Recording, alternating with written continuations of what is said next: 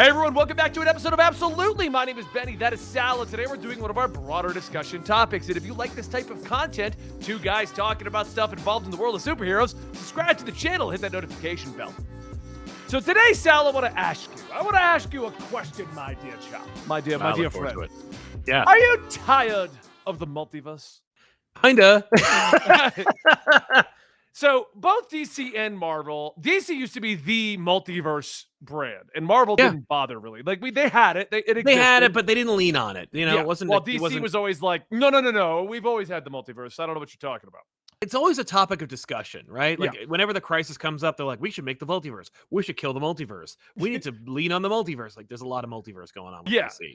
And they've kind of leaned into that as being their excuse for the direction the DCEU went before James Gunn took over. And now with James Gunn here, it's just going to get more convoluted because now we have multiple universes. Yes. I mean, just look at the DC animated universe. We have the Superman show, the Harley Quinn show. Those aren't in either of these, but they're both wildly successful and not getting shut down. That's true. But Marvel finally leaned into the multiverse. And I have seen a lot of people that are like, I'm already tired of this. Yeah, absolutely. And there's a number of reasons I think for that. For me, you know, it's twofold. The multiverse has its own baggage, like the concept of the multiverse, right? The requirement to understand like all of the associated minutia with the multiverse, but also the fact that Marvel has done such a bad job with it. It's funny that Sony is doing a better job with it in Into the Spider-Verse. Yeah. Now, it is pretty simple because it is one character. It's one motivation. It's one element. It's the same character 1,000 times. Yeah. And you all know what Spider-Man looks like, so we can do variations, and you'll just be like, oh, Spider-Man. Yeah, Cowboy Spider-Man. I get it. Like, that's fine. The problem is the rest of it. Like, we're talking Multiverse of Madness. We're talking Loki. We're talking... everything that they've done so far. Quantumania, yes. You need a scene where a man with a beard drops spaghetti on the floor and then explains the multiverse to you. Now, Batman did that. That's what I'm saying. But like, and I don't think it was actually very well done, and I don't think it was. But I do think it was the best explanation we've had about the multiverse. I think so, but it also doesn't follow its own rules. So it's like because of editing, like they were like, it can't be that anymore because we're changing stuff. Yeah. But I think you need someone to explain the multiverse in a better way. There is actually, I think that the He Who Remains does a nice job with that at the end of Loki, where it's like, this is what the multiverse is, blah, blah, blah, or this is what we're trying to prevent. This is what we're going to get now. That's fine. The TVA shows the branching timelines. Exactly. But like, and understanding that like the movies that star Marvel characters are part of the multiverse. It's pretty basic. It's really simple to understand. The problem is, I think they're doing a good job. They aren't doing a good job with it. Like we're not joyfully, blissfully in like leaning into the multiverse. We're trying to capitalize on it without also like playing in it. It's like taking your kids to the beach and then making them only like play in like the where the waves crash on the beach. Like, I mean, look at Multiverse of Madness. Multiverse is literally in the title, and ignoring the 30-second sequence where he falls through. Yeah. He's literally in two worlds that entire movie. One of which is an actual world, and one of which is just dead and he's in a house. Like they're not fun worlds. It's not like he goes to another movie franchise. It's not like he goes to a place. I mean, it's a topsy-turvy world. It's that sequence where he's in like the one Earth for the most of for the bulk of the movie, where it's like pizza's round and green means we'll stop. You know, like that's a fine way to explain alternate realities, but it's not enough. And we need to see like we need to show the spectrum, and we're not even relying on like Sony to do the heavy lifting for us. The other problem is the multiverse itself is not an inherently fun like idea that general audiences are all going to get behind. Well, I think the problem with the multiverse right now in Marvel is they're trying to be like, no, the multiverse is a big deal. The multiverse is a big deal. But the question is, why? Well, and the reason why is because it wasn't before, but it is now. Right. Well, and they're trying to make the multiverse be the big bad. Like, yes, it's Kang, and Kang has multiple versions. That means the multiverse is bad. And then they're trying to explain incursions without explaining incursions. They needed a full thing with the incursions. Like, Multiverse of Madness should have been about incursions. Yeah. I mean, you literally had Reed show up and be like, we're trying to stop the incursion, Strange. What are those? oh, worlds are crashing into each other. Anyway, not important. He Moving might on. as well have been what? like, some YouTuber will tell you all when you get back from the theater. Yeah. Like, because that's the kind of work that they're putting into it. Like, incursions are cool. It's a fun idea. It's an opportunity. Like, you know who else did incursions? Flash. Yeah. Which I was like, I can't believe that they did it already. That like Flash was like, here's Earth's, here's the Adam West world and the Nicolas Cage world, and they're smashing into each other and they're being destroyed because you mucked around with time. And Yep. I'm like, yes, that's the incursions. Yeah. And they explained it, and they're like, "This is why this is bad. You can't Yeah. do this. You're Yeah. You're breaking everything." Yeah, and like we're not getting that, like because there's no tether, there's no Thanos. Like there is Kang, but it's not like it's not connecting the Infinity Saga. We know what each of the rocks are. The rocks do different things. You put them all together, something bad happens. What is the incursion problem? The incursion problem needed to have like a clear cut. Here's why the incursions are happening. Here's why they're bad. Here's what we've lost and what we stand to lose as a result of the incursions. Why you want to see the heroes beat them. These are fundamental rudimentary things that Marvel's already done. And the problem is like, well, that's why the multiverse worked in Spider-Man: Far From Home, right? Or No Way Home. No Way Home, yeah. Because they gave you the clear problem. You broke the timeline. Here's the alternate Spider-Man from the multiverse. And now we need to fix it. And that was the clear window. And the problem is, I think that's the only Marvel movie that has properly done the multiverse. Because outside of that, we keep going, multiverse is a threat. Multiverse is a threat. Multiverse. Oh, by the way, Skrulls are a threat. Multiverse is a threat, but Skrulls are now a threat. Don't worry about that. We're still here. Like multiverse isn't a problem every day. It's Thursday. No, but I think that's part of the issue right now because in the Infinity Saga, yes, it would be like here's Darren Cross and he's got to go into the Quantum Mania and blah blah blah blah. But don't forget the Infinity Stones are a thing. While right now with the Multiverse Saga, the Kang Saga, it's like. Multiverse is a problem. Multiverse is a problem. Right. Now, why? I mean, why is it a problem? Tell me. Yes. Because even in Spider-Man, they didn't tell you the multiverse was a problem. No, they told you what the multiverse was, and when it was done, he was going to have everyone's memories of him wiped. Right. But they didn't say the multiverse itself is the problem, Spider-Man. No, we're using the multiverse as a plot device to get the story we want, which is how stories should be told. But if you want it to be a big bad or the reason the through line of your initiative, you got to have more meaning, more stakes, and more relevance. It's got to be connected to your story in some way. I mean, like, look at even Ultron. Ultron is born because of the use of an Infinity Stone, right? And it's like, that's it. While the whole damn movie is about Ultron, and it's about this James Spader, Joss Whedon character, like just commentating on his misery making Marvel movies. Oh, I'm sorry. I mean, fighting against the Avengers. But like the whole movie is about Ultron fighting the Avengers. But it's because of the Rock. Yeah. One of the 6 rocks that we need to collect, I mean, Quicksilver and Scarlet Witch are made because of the Rock. Exactly. Like we, and we almost they've retconned that a little, but at that time they were just created by the Tesseract, I think. Yeah, like the Infinity Stone made them into this, maybe, or whatever. But like we needed each of those things to be like, no, and we don't need every single Marvel property to be like, and I'm also you from another reality. No, but we needed the multiverse to have some kind of like either that's the reason, like the muckery of the multiverse is why the antagonist of this movie or show is doing what they're doing. Yeah. Or because of the multiverse, we can or cannot do XYZ. Like they needed to be a through line going through everything, even as simple as like Moon Knight. Right? Why? Like we could easily take the Moon Knight plot about them trying to do this other thing with Khonshu, and it could be simply as well. Me and Khonshu disagreed when I discovered the multiverse existed, and I felt Khonshu wasn't important. Right? What's the multiverse? Well, there's another version of Khonshu out there, and he's not the same. Right? So that's why you went against Khonshu. Yes. Right. And there you go. That would be it. That would be the plot. Yeah. Now I don't. That's not exactly a classic Moon Knight story, but it is the Moon Knight story we would need to tell if we're doing it during the multiverse saga of the MCU, right? Because it's like Spider-Man. Spider-Man gets thrown into so many side plots that aren't a classic Spider-Man story, but they need to happen because of the event that they want to tie him into. Exactly. That's classic Marvel. They call the previous period of Marvel movies the Infinity Saga. This new saga, they're going to be like when it wraps up, however the hell they're going to do that, they're going to go the It was COVID saga. Like, because they didn't have a cohesive plan.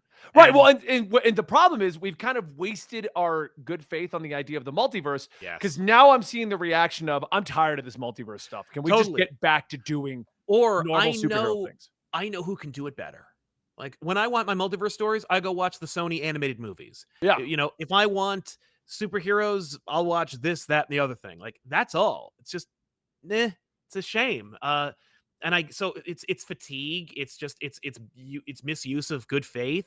And overall, I do just genuinely believe that the multiverse is a little too esoteric for this kind of thing. Like, I I think mean, that we all thought that early on, though, when they're like, "We're gonna go into the multiverse," and I'm like, "You guys are like, I love the idea of the multiverse. I love the idea of Batman meeting yeah, Batman or another totally. Spider-Man. It I is love it. fun. It It's a is fun fun. idea. Yeah, I But love it. the Marvel movies and the DC movies are trying to aim for the broadest audience possible, and I've said this since Yes. the beginning. They go as broad as possible, and as Mhm. cool as the idea of the multiverse is, I don't think it works with 50-year-old woman bringing her kids to a movie where she's like, what do you mean multiverse? What are you Right. talking about? Well, I have to get them to soccer practice after this. I don't want to explain what a multiverse is, I you mean, know? they could do that. It's just that they needed it to be smarter and more tight. Like, we get it. Like, and I think they've done it. Like, I think as a result, unfortunately, of DC, Sony, and Marvel all leaning on the multiverse around the same time, Which I think also, that why? What you all just got the same idea at the same time? Reminds me no. when Ants and Bugs Life came out, and you're like, Yeah. what? But we What? know that that's because the head of Disney left and went to Fox, like those, or DreamWorks. Like, that's why those movies came out. Like, Yeah, intentional. it was intentional, and it is intentional here. Like, it is why they are doing it. Like, they're like, you're doing multiverse, we got to do multiverse. Like, I could do it better than you. I'm leaning on this now. We're gonna have a time where, like, no one's gonna want to say multiverse ever again after this. No. And that's fine, because not every story is really contingent on the multiverse. It's also a great time. It's funny because it's like we're at a perfect time for us to do multiverse stories, because the fun of them in movies is having the actors from those other movies that aren't connected show up in this connected universe and just say multiverse.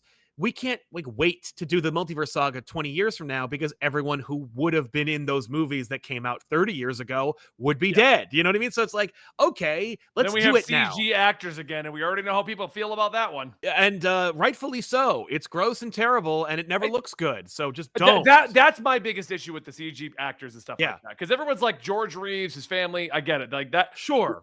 We should do research who we're doing CG versions of. But Mhm. like Nick Cage's appearance, that could have worked. It looked pretty okay. That one, But pretty looked the okay best, is not looks good. dude, I had this argument with Same thing Tiffany with the other Christopher day. Reeves. Christopher Reeves, like apparently he was on like his family's like he would have been on board. This is Oh fine. yeah. Oh yeah, Like, yeah. So It's cool. just- that But he looks works. two-dimensional. It looks But terrible. He looks two-dimensional, right? Yeah. Now, I was talking about this recently where I was like, a lot of CG, a lot of special effects today in movies look very bad. And I think there's been like a homogenization where it's like, no, if we all agree to just put out the same level of quality CG, then it'll be like the audience will just assume this is what we can achieve at this point. And it's just not that we're cheap and lazy. The problem I have with it is everything got really good, and now we look like we're back at PS4.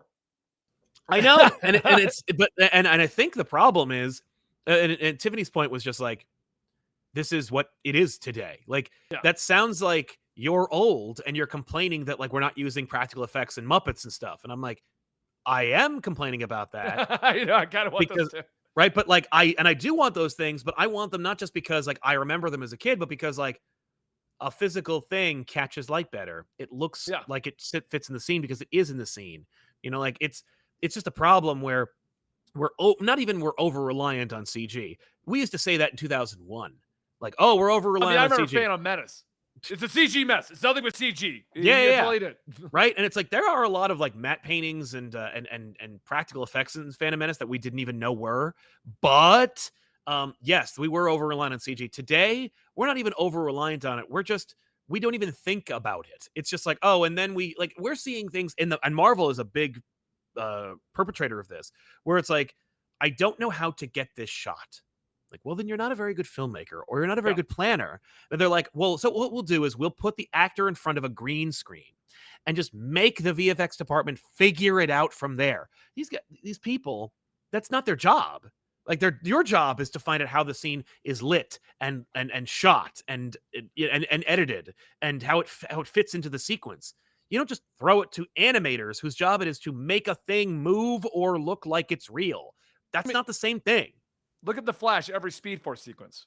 Right, it's horrible. Which I stand by. Like, if that was your intention, to make the Speed Force sequence look like rubbery cartoons, you needed at least one line in that movie where they said, "Wow, doesn't things look weird in here?" Yeah. Boy, why does everything look like a PS3 game? Like, that would be enough to make it actually funny and self-referential. The other thing is, here's the thing. There's two folds with that, right? The first of which is they were lying. And we know this because they lied about every aspect of The Flash. Like, everyone who told you anything about The Flash is a liar. So it's like the whole damn thing is a lie. So them saying, "Oh no, the special effects in the Speed Force is stylistically designed to be that way." No, it's not. You're a liar. F you. But secondly, if the story is good enough, if the characters are real enough, and if I connect with it enough, it won't matter.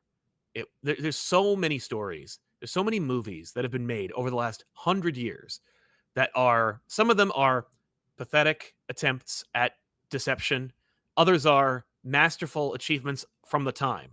But they all have one common denominator, and it's if it's good, if it's well written or well acted, well directed, all three, no one cares if it's rear projected, if it's CG, if it's puppets. Nobody cares. It won't matter. But like, so we're seeing a declination, I think, in overall quality, where it's like they're lazy and they don't care. They're just like, throw CG at it until it makes us money again. But like, I don't care. Like there are a couple of scenes in The Flash where I was like, this is a good scene. You know, and if every scene was as good as this scene, I would never complain about the CG. Or if I go, CG was bad, and then move on, right? I'd be like, but the movie's still great and I love it, you know? But that's not the case. And it's not the case with a lot of these Marvel projects. It's not the case with these DC projects. Like, why do you think people love Into the Spider-Verse so much? Because it's not, they're talking about it being technically an achievement, but so is Eternals. Like, Eternals is the best looking Marvel thing made in the last 5 years. Yeah. But nobody talks about that because they were bored. You know what I mean? And so it works both ways, you know? Like, nobody cares about how impressive Eternals is compared to She-Hulk or any other show or movie they've made. Like Quantumania, you know? But how do we get Eternals and then we get Quantumania? Like, on what level does that happen? How do you get that kind of disparity from a studio that used to have, like, hegemony? I don't know. I feel like it's because the director for Eternals had a lot of pull.